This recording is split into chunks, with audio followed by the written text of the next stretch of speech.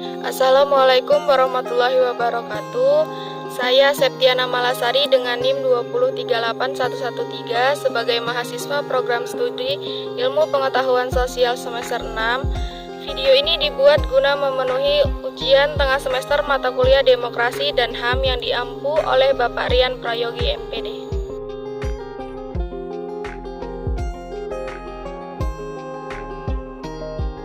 Menurut C.F. Strong, demokrasi sebagai suatu sistem pemerintahan dalam hal mana mayoritas anggota dewasa dari masyarakat politik ikut serta melalui cara perwakilan yang menjamin bahwa pemerintah akhirnya mempertanggungjawabkan tindakan-tindakannya kepada mayoritas itu. Dengan kata lain, negara demokrasi didasari oleh sistem perwakilan yang menjamin kedaulatan rakyat.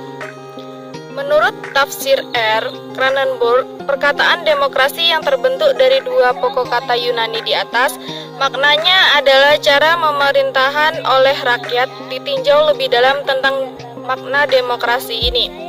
Cara pemerintahan yang dilakukan oleh dan atas nama seorang diri. Misalnya oleh seorang raja yang berkuasa mutlak. Juga tidak termasuk dalam pengertian demokrasi ialah pemerintah negara yang disebut autokrati atau oligarki, yang pemerintahan yang dilakukan oleh segolongan kecil manusia saja, yang menganggap dirinya sendiri mencakup dan berhak untuk mengambil dan melakukan segala kekuasaan di atas segenap rakyat. Model demokrasi yang pertama, demokrasi partisipatif atau demokrasi langsung. Suatu sistem di mana pengambilan keputusan tentang permasalahan umum melibatkan warga negara secara langsung. Ini adalah tipe demokrasi asli yang terdapat di Athena kuno. Di antara tempat-tempat yang lain, kedua, demokrasi liberal atau demokrasi perwakilan. Suatu sistem pemerintahan yang menggunakan pejabat yang dipilih untuk mewakili kepentingan atau pendapat warga negara dalam daerah-daerah yang terbatas, menjunjung tinggi aturan hukum. Dan yang ketiga, demokrasi yang didasarkan atas model atas suatu partai. Demokrasi dan pemilihan umum. Kekuasaan dalam suatu organisasi dapat diperoleh berdasarkan legitimasi religius, legitimasi ideologis, ataupun ideologis pragmatis.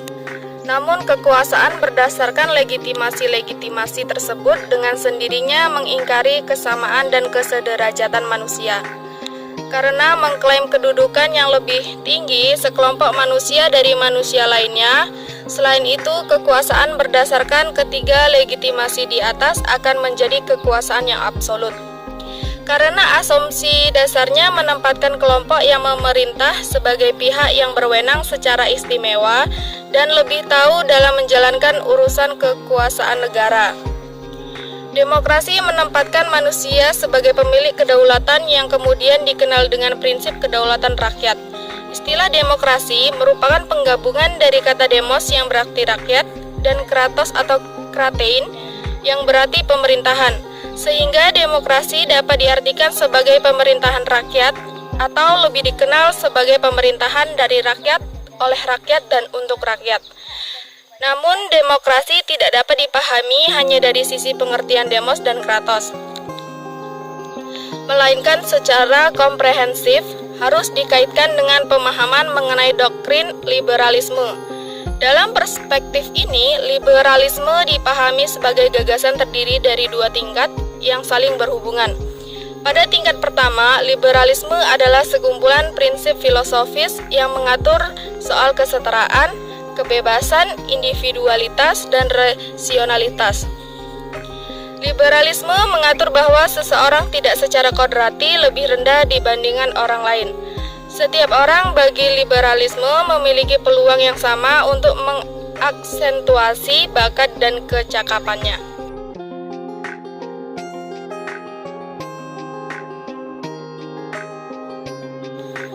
Sejarah demokrasi di Indonesia.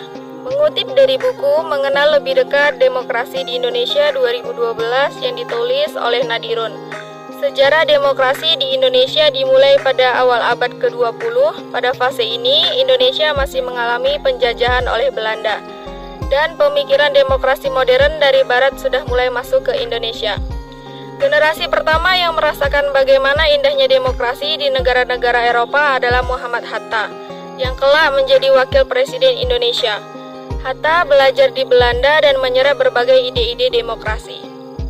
Di generasi Hatta ini, ide-ide demokrasi meresap di benak anak muda Indonesia dan memulai gerakan kemerdekaan. Mengalami banyak ganjaran karena transisi dari penjajahan Belanda ke penjajahan Jepang. Akhirnya kemerdekaan resmi diproklamasikan pada 17 Agustus 1945. Yang pertama, demokrasi parlementer 1945 sampai 1959. Demokrasi parlementer ini dimulai ketika Indonesia resmi menjadi negara yang merdeka hingga berakhir di tahun 1959. Demokrasi parlementer adalah sistem demokrasi yang menempatkan parlemen sebagai bagian fundamental di pemerintahan. Akan tetapi, konsep demokrasi ini dianggap kurang cocok untuk Indonesia. Lemahnya budaya demokrasi untuk mempraktikkan demokrasi model Barat ini telah memberi peluang sangat besar kepada partai-partai politik mendominasi kehidupan sosial politik.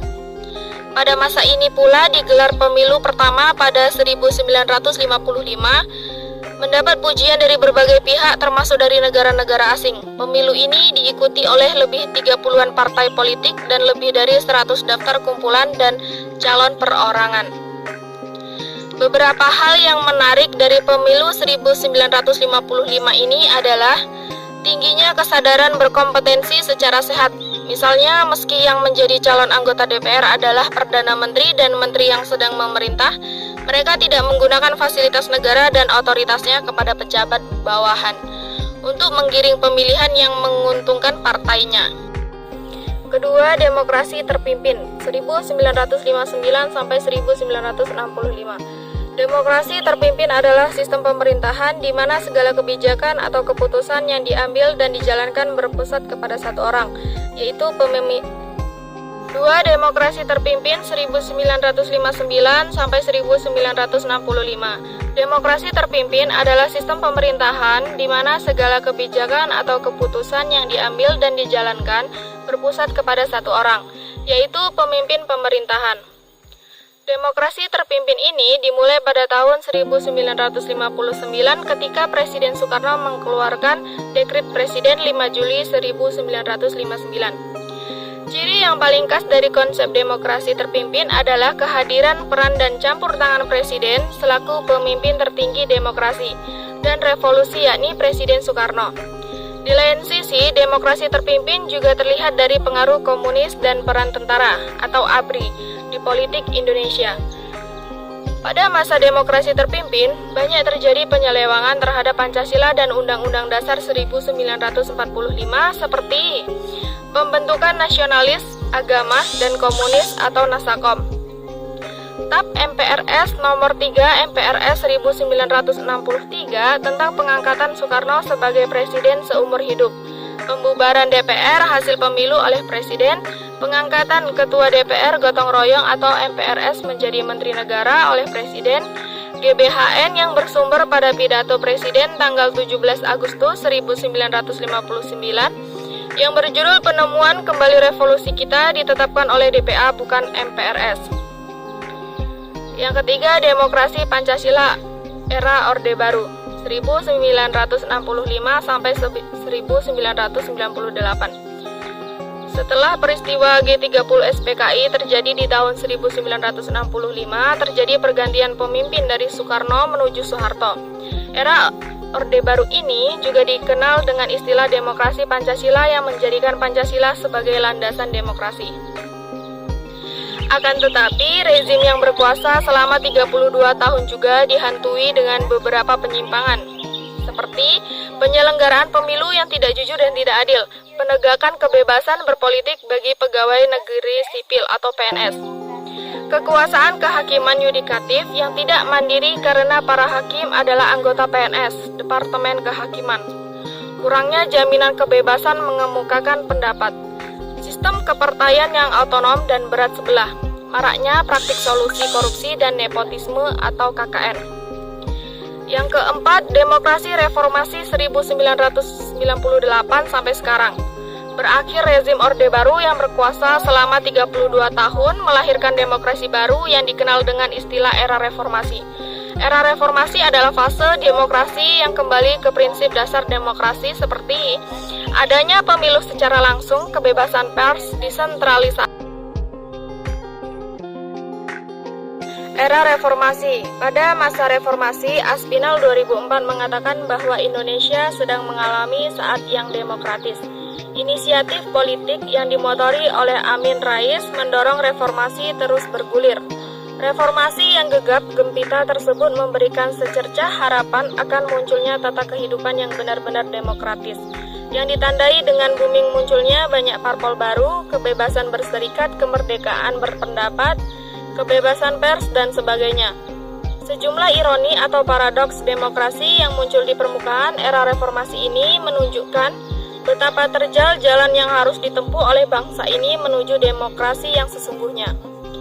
Bahwa ternyata tidak mudah untuk mewujudkan demokrasi secara jujur, jernih, dan bertanggung jawab, baik pada tingkat alam pikiran maupun lebih-lebih sebagai politik yang tersistem.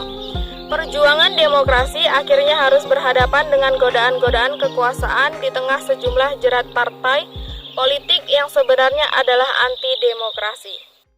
Dan yang terakhir adalah kesimpulan, perkembangan konsep demokrasi tidak dapat dilepaskan dari sejarah munculnya Deklarasi Kemerdekaan Amerika pada tahun 1776 dan Perancis tahun 1789.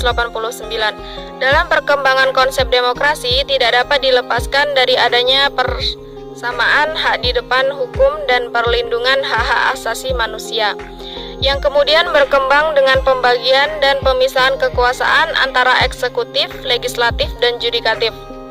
Hal ini juga tidak dapat dilepaskan munculnya konsep negara hukum.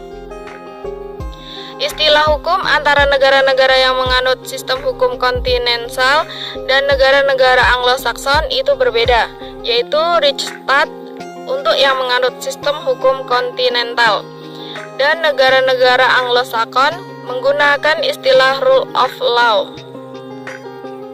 Demokrasi di Indonesia berkembang seiring dengan pergolakan politik yang terjadi setelah kemerdekaan. Perubahan-perubahan konsep demokrasi terjadi mulai dari demokrasi terpimpin, demokrasi parlementer, sampai ke demokrasi presidensial. Namun pada dasarnya peranan pemerintahan dalam menjalankan demokrasi masih sangat dominan. Karena dalam Undang-Undang Dasar 1945 beserta amandemennya masih nampak kekuasaan pemerintah tetap lebih besar dibanding kekuasaan lainnya. Dan yang terakhir, saran, penerapan demokrasi tidak dapat dilepaskan dari perlindungan hak-hak asasi manusia. Oleh karena itu, hendaknya penegakan hukum terhadap hak-hak asasi manusia perlu lebih dioptimalkan lagi. Undang-Undang 1945 beserta amandemennya perlu lebih disempurnakan karena di satu sisi menganut sistem pemerintahan presidensil, namun di sisi lain menganut sistem demokrasi parlementer. Perlu ditinjau kembali besarnya kekuasaan pemerintahan dalam mewujudkan demokrasi. Itulah tadi pembahasan mengenai teorisasi demokrasi dan demokratisasi masa kini. Semoga menambah pengetahuan bagi para penonton. Sekian dan terima kasih. Assalamualaikum warahmatullahi wabarakatuh.